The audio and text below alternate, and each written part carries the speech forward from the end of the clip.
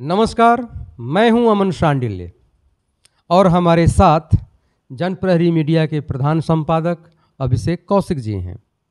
आज की हमारी परिचर्चा बिहार सरकार द्वारा जारी जातिगत सर्वे के आधार पर है। आज बिहार सरकार ने जो जातिगत जनगणना कराई थी उस रिपोर्ट को जारी कर दी। किस वर्ग को कितना प्रतिशत, कितनी हिस्सेदारी है समाज में, किस वर्ग की हिस्सेदारी घटी है और किस वर्ग की हिस्सेदारी बढ़ी है। इससे पहले जो जातिगत प्रतिशत हम लोगों के सामने था उससे आज के जातिगत प्रतिशत में कितना परिवर्तन हुआ है, कितना चेंज आया है, इस पर भी हम लोग बातचीत करेंगे। साथ में ये भी बातचीत करेंगे कि धार्मिक आधार पर किसकी कितनी आनुपातिक भागीदारी है, साथ साथ पिछड़ों में जो अति पिछड़े हैं उनकी आनुपातिक भागीदारी कितनी है, क्या उनमें बढ़ोतरी हुई है या कमी आई है। हम ये भी देखेंगे कि किस जाति का प्रतिशत पहले के अनुमान से नीचे गया है और किस जाति का प्रतिशत पहले के अनुमान से ऊपर गया है। आज इन्हीं बिंदुओं पर चर्चा करने के लिए हमारे साथ अभिषेक जी हैं। अभिषेक जी, आज के परिचर्चा में आपका बहुत बहुत स्वागत है। हम आपसे जानना चाहेंगे, क्योंकि आप बिहार की राजनीति और जो सामाजिक सरोकार है उससे आपका गहरा संबंध है, इसमें कोई दो राय नहीं है। आप अपनी बातें बेबाकी से हमेशा से रखते आए हैं, वो भी अपनी बातों को तर्कसंगत रूप से और आंकड़ों के आधार पर रखने की आपकी आदत रही है। तो हम जानेंगे कि ये जो जातिगत सर्वे हुआ है, जो उसका रिपोर्ट आया है, पहले तो उसके प्रतिशत को आप बताने का कृपा करेंगे हमारे दर्शकों को, और उसके बाद इसकी आने वाली जो बिहार की राजनीति होगी या सामाजिक परिवर्तन को लेकर के जो नारे दिए जाते हैं या सामाजिक परिवर्तन की जो लड़ाई की बात की जाती है उसमें किसकी क्या भागीदारी होगी, इस पर भी आपसे हम जानने का प्रयास करेंगे। आपने कहा कि बिहार में जातीय सर्वे कराने की जो मांग कर रहे थे, उनका नारा था कि जिसकी जितनी आबादी उसकी उतनी हिस्सेदारी, भागीदारी। तो हिस्सेदारी और भागीदारी, इससे उन लोगों में उत्साह हुआ है जो लगातार कई दशकों से उपेक्षित रहे हैं और उनकी आबादी में बढ़ोतरी हुई है। आप और हम अपने दर्शकों को थोड़ा बात सुलभ हो जाए, समझने में सरल हो जाए, इसके लिए मैं अभी जो आज बिहार राज्य सरकार के द्वारा जो रिपोर्ट जारी किया गया है उसको हम कोटिवार प्रतिशत में लेकर चलते हैं। पिछड़ा वर्ग 27.128%, अत्यंत पिछड़ा वर्ग 36.018%, अनुसूचित जाति 19.65%, अनुसूचित जनजाति 1.682% और जनरल 15.52%। बहुत सारी जातियों की सूची है, एक एक कर समझाना संभव नहीं है, लेकिन बिहार की राजनीति इन्हीं 5 कोटियों में चलती है। पिछड़ा की राजनीति, अति पिछड़ों की राजनीति, अनुसूचित जाति की राजनीति, अनुसूचित जनजाति की राजनीति और जनरल की राजनीति। अल्पसंख्यक माइनॉरिटी इन्हीं में अलग अलग कैटेगरी, उनकी जाति जो है उनके अलग अलग कैटेगरी में आते हैं। अब जनरल, यानी जो आपने ये जो बताया है आंकड़ा, तो हमारे दर्शक ये समझने का प्रयास करेंगे कि जो पिछड़ा अति पिछड़ा का प्रतिशत है उसमें मुसलमान भी हैं, जो भी हैं। हाँ, मुसलमानों में भी बहुत सारी जातियां हैं, मुसलमानों में भी बहुत सारी जातियां हैं। उन जातियों को जिस कैटेगरी में रखा गया है उस कैटेगरी इसमें है। अब हमने कहा कि बिहार की राजनीति इन्हीं 5 कोटियों में घूमती रहती है, और दूसरे शब्दों में कह सकते हैं कि इन्हीं कोटियों की राजनीति होती है। आपको बताते चले, और बिहार के लोग हमसे और आपसे ज़्यादा राजनीतिक सजग रहे हुए हैं।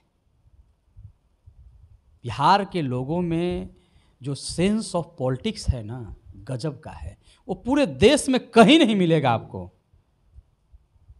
तो वो बखूबी जान रहे हैं कि यहाँ क्या हो रहा है, और ये जातीय जनगणना से किसको लाभ हुआ, किसको लाभ नहीं हुआ, और कौन यथावत रह गया।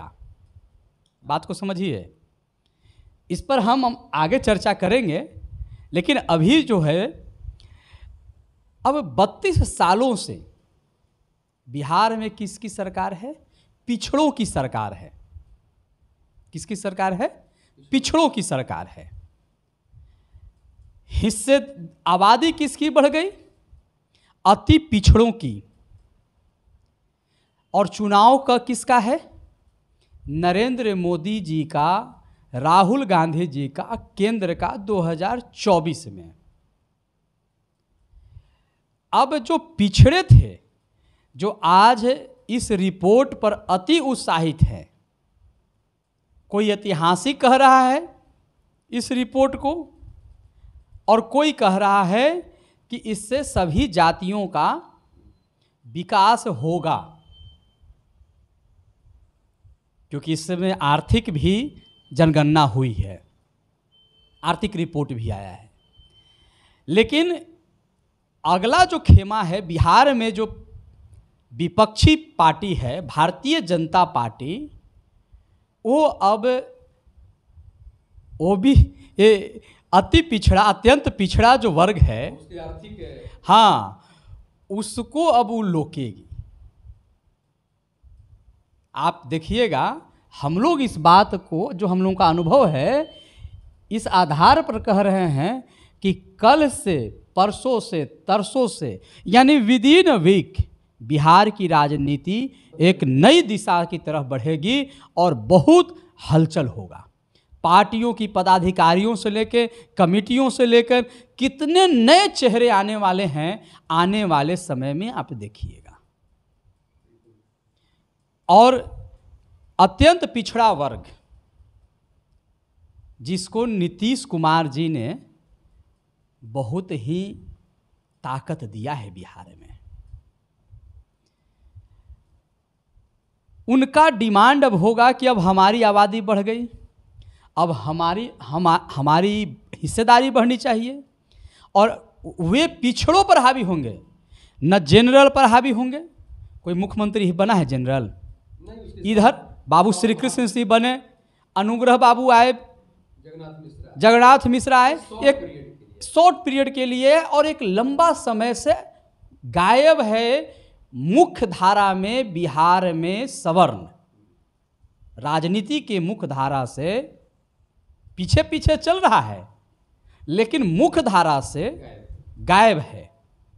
तो उस पर तो हावी नहीं होने वाला है, बेचारा कम से सबसे पीछे में भी है। अनुसूचित जाति और अनुसूचित जनजाति, ये लोग कब बने, उसका भी एक लंबा समय है भैया। भोला पासवान जी आए, है ना, तो एक दौर चला गया, वो भी शॉर्ट टाइम के लिए। कोई हाँ, राम सुंदर दास जी भी आए, ठीक है।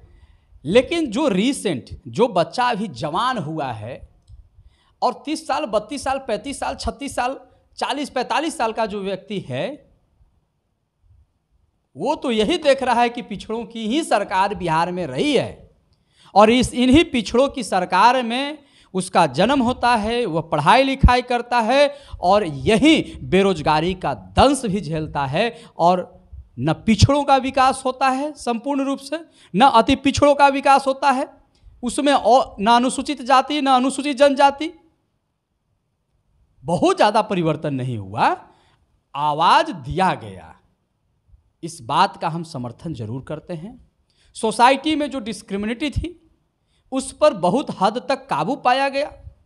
सोशल जस्टिस की बात थोड़ी बहुत सही रही, लेकिन आर्थिक रूप से, सामाजिक रूप से और राजनीतिक मुख्यधारा की तरफ बहुत ज़्यादा नहीं बढ़ पाए।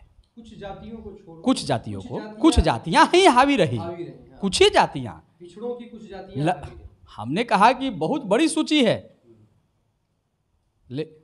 लेकिन धुरी में यही कुछ ही जातियां हैं ना। तो ये बदलाव दिख रहा है, स्पष्ट रूप से दिख रहा है कि अत्यंत पिछड़ा पिछड़ों पर अब हावी होंगे, और यह इन पिछड़ों को जो हावीपन होगा इसको विपक्षी यानी स्पष्ट रूप से कह रहे हैं कि बिहार में जो एनडीए है वह इसको लपकने में का काम कर सकती है। शेख जी ने बिल्कुल सहज और सरल भाव से, सपाट तरीके से, अपने अंदाज में, बेबाक अंदाज से उन्होंने अपनी बात रखी। ये सच है कि 32 सालों से इस राज्य ने 3 मुख्यमंत्री देखा, लालू प्रसाद यादव जी, राबड़ी देवी जी और नीतीश कुमार जी। बीच में कुछ महीने के लिए जीतन राम मांझी जरूर आए, लेकिन वो एक्सीडेंटल सीएम थे। इस दौर में किसका विकास हुआ और कौन पीछे रह गया ये आपको भी पता है, हमें भी पता है। आज की राजनीति, बिल्कुल कौशिक जी ने सही कहा कि बिहार की आज की जो राजनीति है अब वो अति पिछड़े पर केंद्रित होने जा रही है, क्योंकि जो सुविधाएं मिली पिछड़ों के नाम पर, जो आरक्षण मिला, जो ताकत मिली, उसका इस्तेमाल पिछड़े वर्ग के कुछ लोगों ने, कुछ नेताओं ने और कुछ जातियों ने ही किया। बाकी जातियां जिनको नीतीश कुमार जी ने अति पिछड़ा वर्ग में डाला वो आज भी वहीं हैं जहां पहले थी। ये सर्वे रिपोर्ट किसे नुकसान पहुंचाएगा, किसे फ़ायदा पहुंचाएगा, ये तो हम आने वाले समय में देखेंगे और इस पर विश्लेषण करेंगे। लेकिन ऐसा लग तो रहा है कि बिहार की राजनीति के दशा और दिशा दोनों बदलने वाला है।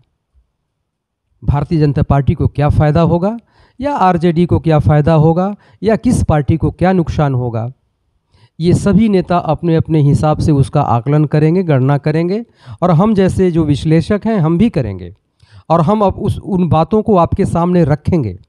लेकिन इतना तय है कि बिहार का जो सामाजिक समीकरण है या पिछड़ों अति पिछड़ों का जो राजनीतिक दशा है, दिशा है, वो प्रभावित होने वाला है।